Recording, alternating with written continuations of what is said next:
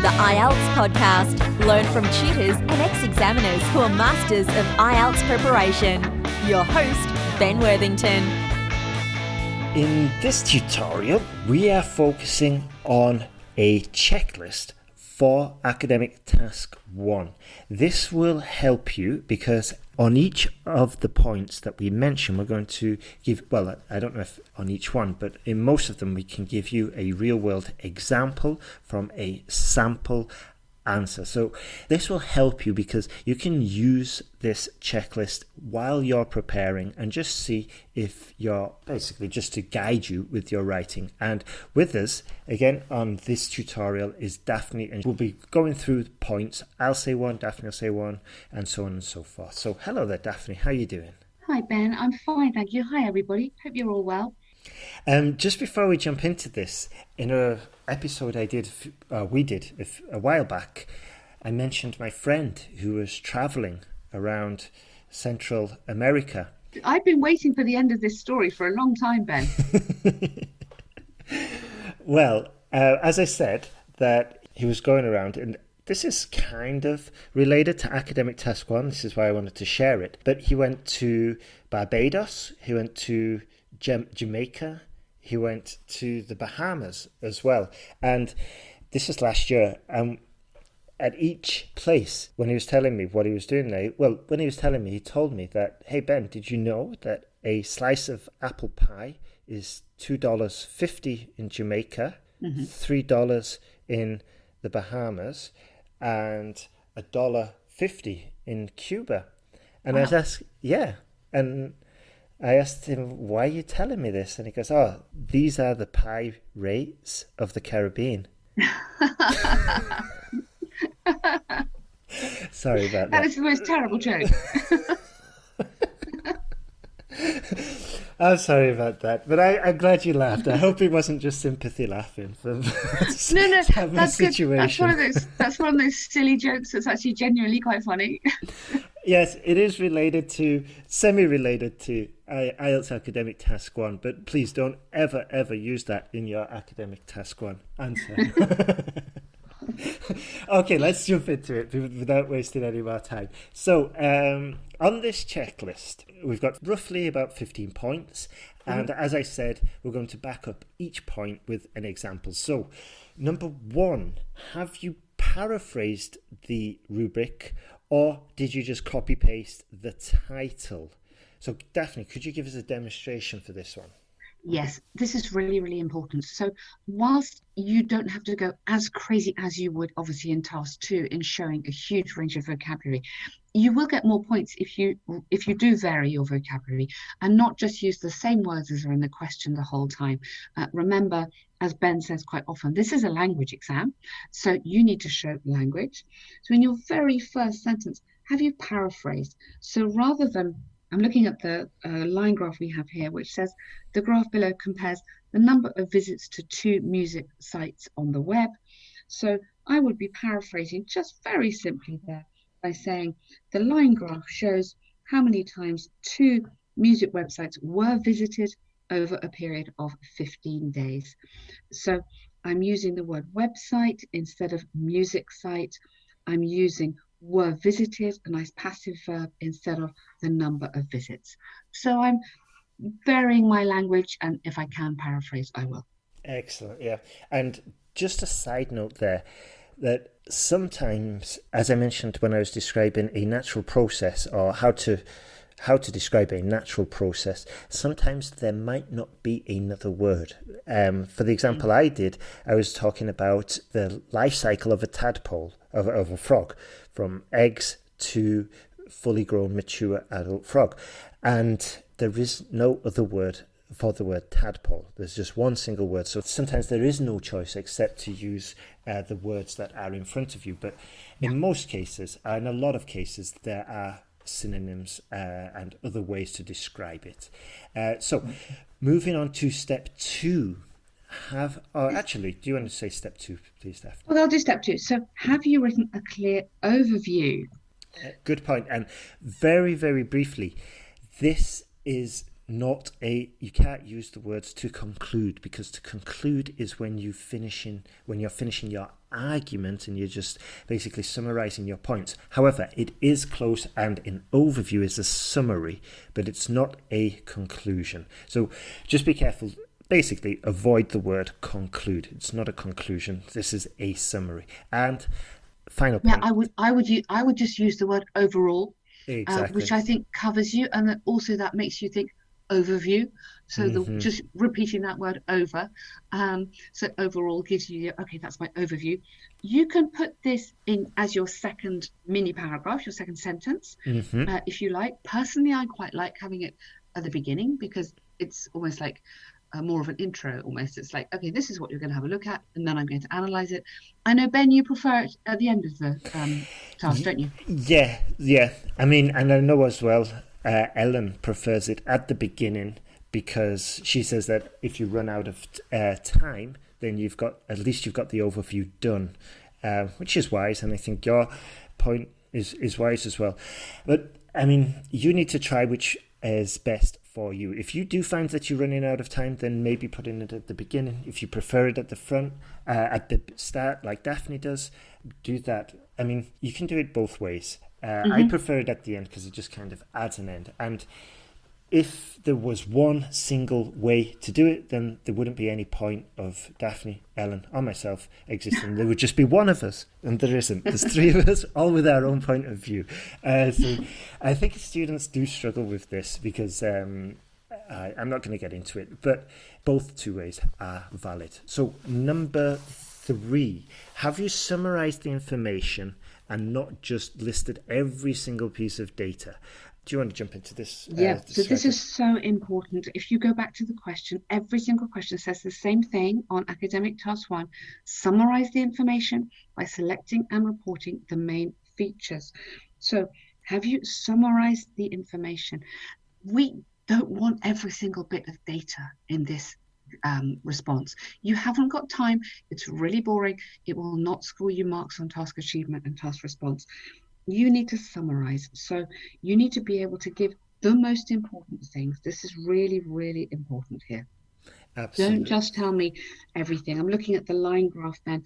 So on this line graph that we've got, I'm not going to tell you the pattern of one music website, which is called Music Choice, and then tell you the pattern of the other one, Pop Parade. You'd be asleep in about a minute. I'm going to select data to report. Excellent. Excellent.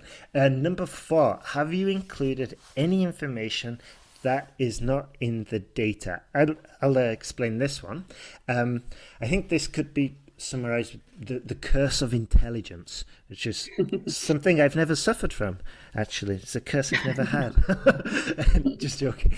But basically, if you, for example, if we're looking at this sales from different websites of, visits to do 2 different music sites, that if you know for some reason that on day 7 it could be a Sunday, that's why visits were slow, because not that many people are browsing online. You know this because maybe you've got experience with online music websites.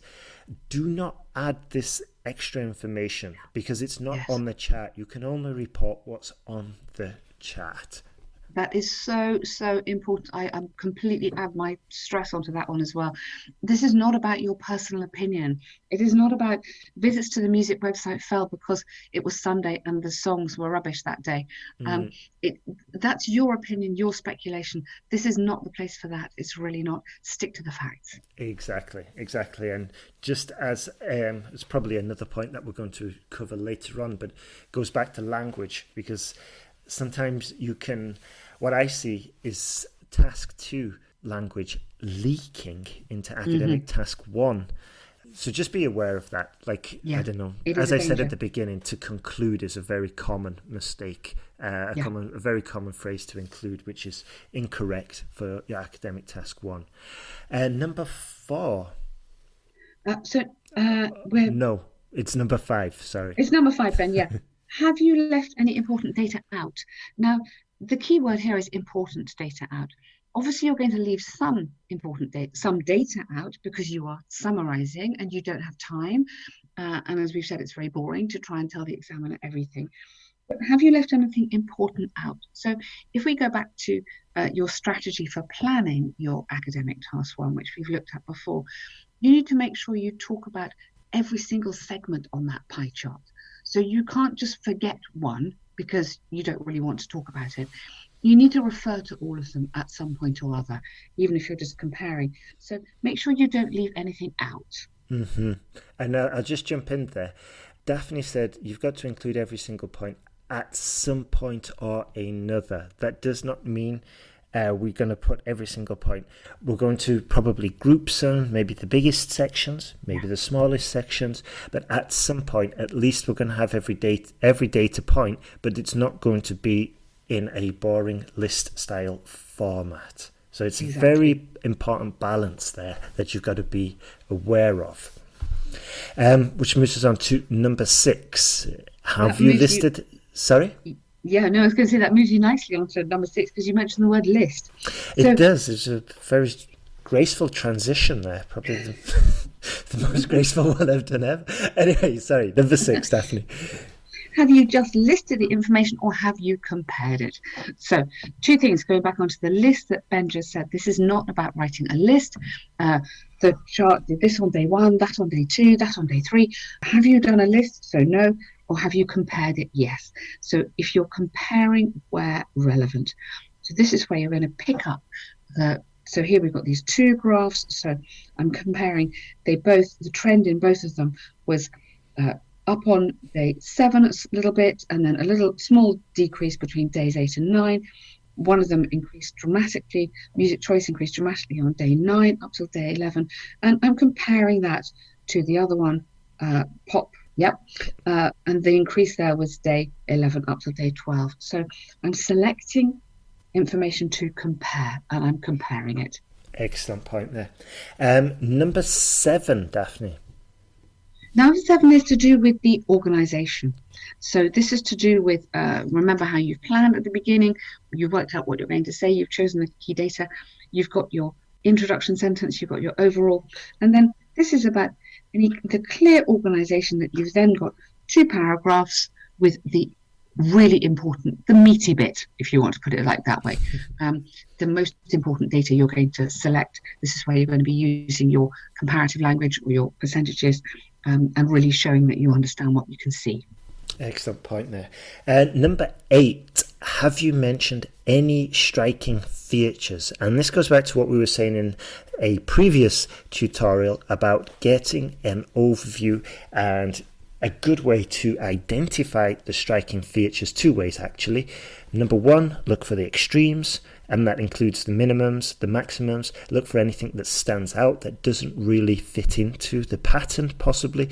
And the other way is basically just to step back and look for sort of like maybe the biggest section, maybe the lowest point, the highest point, but standing back will give you a little bit of distance, not just physically but mentally as well, so that the striking features, you give them space to jump out basically. Brilliant. Exactly. Okay, number 9. Number 9, avoiding repetition of words and structures. Now, this is very important here, and this is somewhere where you can actually show some skill in the language, even if you're possibly a bit less confident in the maths side of these. The task 1, you can show some nice language in here, okay? So you can, instead of using the word visit to a website, you can talk about clicks, you can talk about, I'm just going back to the model answer. Instead of 15 days, you can talk about a 2-week time period. There are various words that you can use. You can talk about visitor numbers, you can talk about followers, you can talk about customers. So this is just really about, have you varied your language and tried not to repeat yourself all the way through? Excellent, yeah. And a little bit of knowledge of the subject is helpful, but I think you would get this if you're working on your language skills anyway, not just your IELTS skills. And it's a much healthier attitude, and it's a lot more enjoyable personally to work on your language skills and then start developing your exam skills. But of course, it's difficult to I don't know, to get into that mindset if you've got your exam coming up in 10 days. You know, then in that case, you really want to be focusing on your exam skills. So, number 10, have you used a range of grammar, vocabulary, and complex structures? So, just to put you on the spot again, Daphne.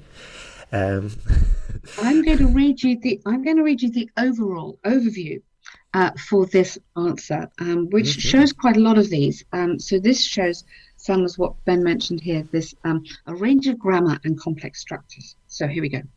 Overall, the trends in each case are upward, with music choice being more popular than Pop Parade for the most of the period, while clicks on the music choice site fell over the first 10 days, first 10 days, the sites followed similar patterns on days 7 to 9. So if I just break that up a little bit for you.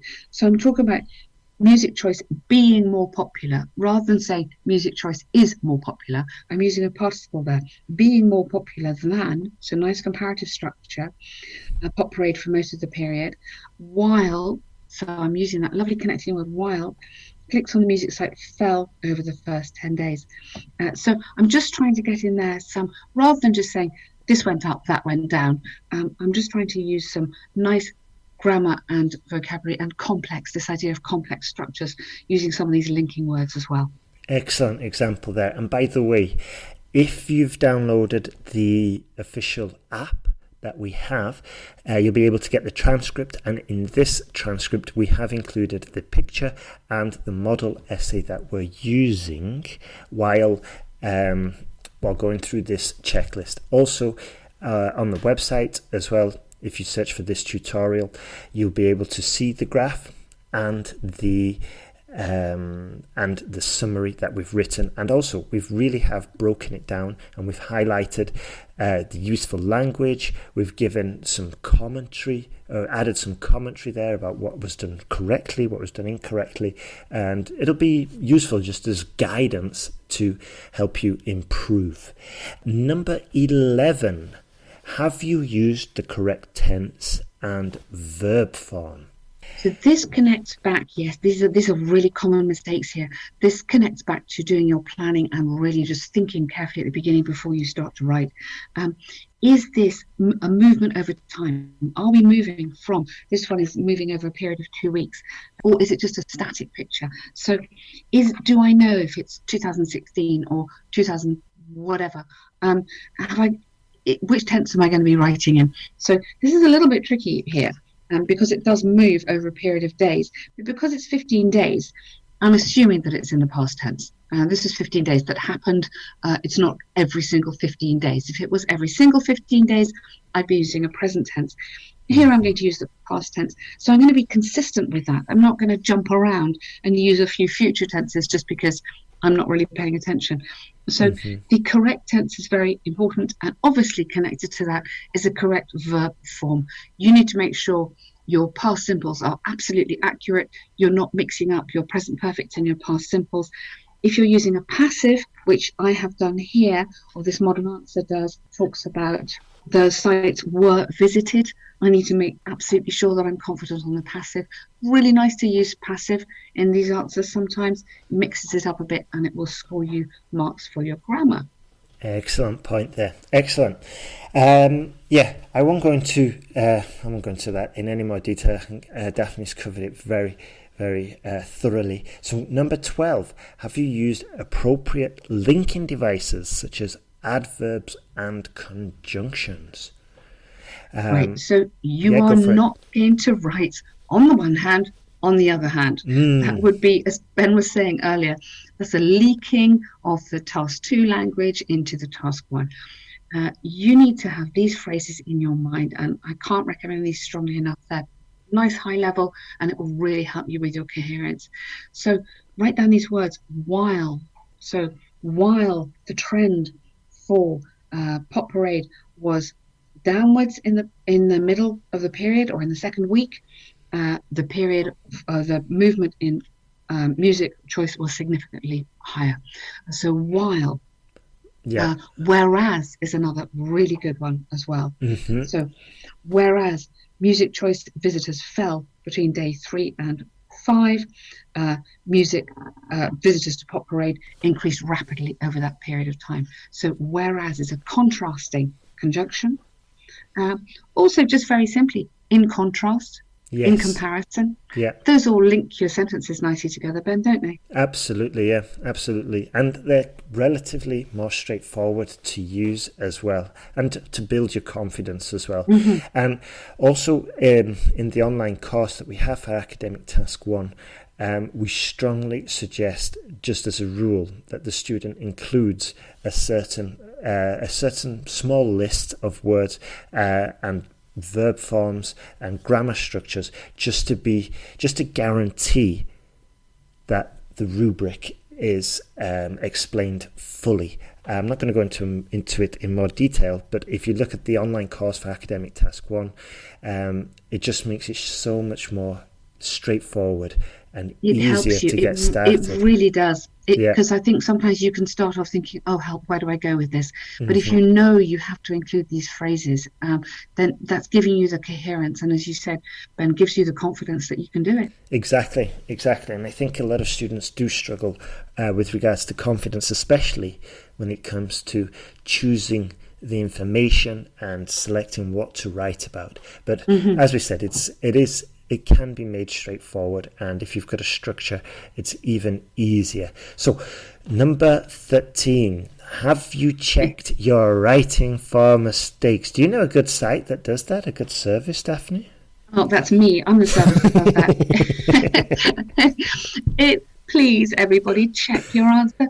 If it says 2017 in the question, don't write me saying, this graph illustrates the number of visitors to Music Site in 2018. Really look at the question. That would put the examiner in a rage. Yeah.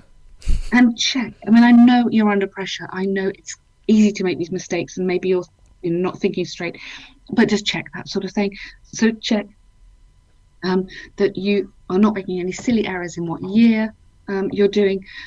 Check that also your verb grammar ending, verb noun agreement is a really big thing, and at this level you should not be making those mistakes. Absolutely, yeah. And just 2 points. That number 1, if you do want to get feedback, then you can just visit us at ieltspodcast.com. We have this service where we can review your essay, we can tell you where you're going wrong, what you're doing right, and getting this kind of feedback will help you improve much quicker. And a final point that I've mentioned in previous tutorials is that look for the mistakes that you've made in previous reports, in previous essay writing. This will help you just speed up your own personal essay correction skills, which you need to develop anyway if you're looking to score high in this exam. So number 14, the penultimate one. Have you completed the task according to the rubric? So going back to this famous rubric, have you summarized the information? Have you selected the right information? Have you reported the main features, not everything? Have you reported the main features, and have you made comparisons where relevant? If you haven't, you need to quickly add in another sentence and make sure you do. Absolutely, good point. And just going back to the actual rubric, summarizing the information there, and a key skill for being able to summarize is to group the data.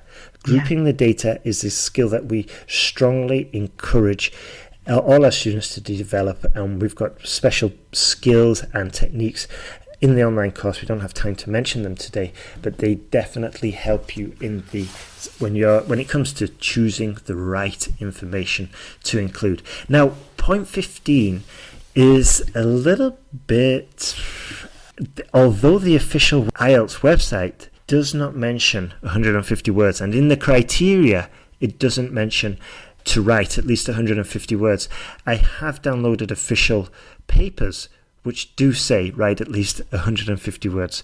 So I don't think, you would get punished if you probably write less than that because you're not being able to fulfill the task. So I would interpret that as a kind of a guide that at the bare minimum you want to be doing 150, but generally I'd aim for higher than that. What's your opinion on this, Daphne? Yeah, I agree. I think this is really confusing because I know in some course books and some practice books it says at least 150. So I think this is in people's heads. Maybe this is an expectation or an estimate of what you can do in those 20 minutes. Maybe it's more linked to time. But I'm with you, Ben. I mean, I'm much more comfortable with answers that are around 180. I think beyond that, it's probably superfluous. That means it's too much. You won't have time. And I think you've probably said what you need to say in that amount. But I would aim for between 170 and 180 in your practice tasks, just to build that confidence. Absolutely, yeah, absolutely. Okay, so that's the end. We don't need to do a summary because it'd be too long. We've just gone through them all. It's a lot of checking. Sorry, everybody.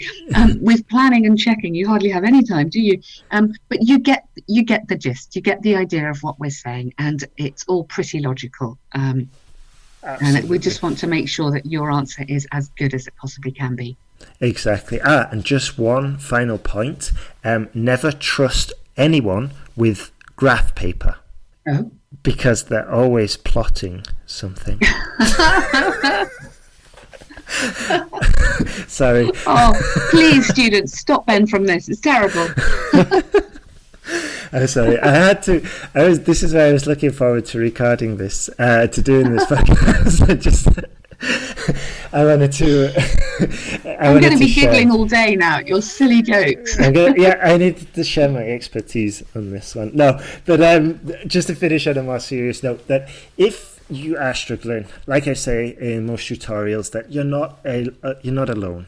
You can reach out to us at ieltspodcast.com and we would be more than happy to help you to look at your essay, to give you the guidance, to help you improve faster, to give you that feedback that helps you improve.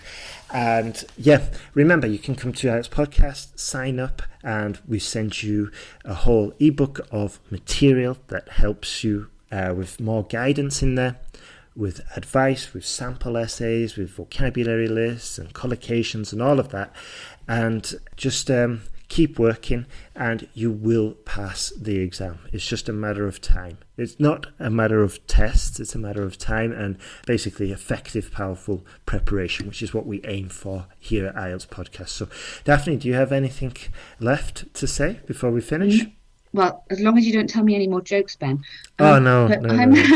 I absolutely agree with everything you said. We are here on your side with a huge amount of resources. We are correcting your essays. We're giving you feedback. We're really helping you improve essay after essay to give you the confidence you need to do this exam and get it done. Awesome.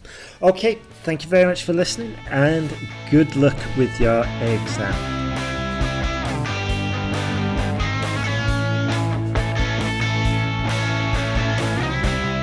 Thanks for listening to IELTSpodcast.com.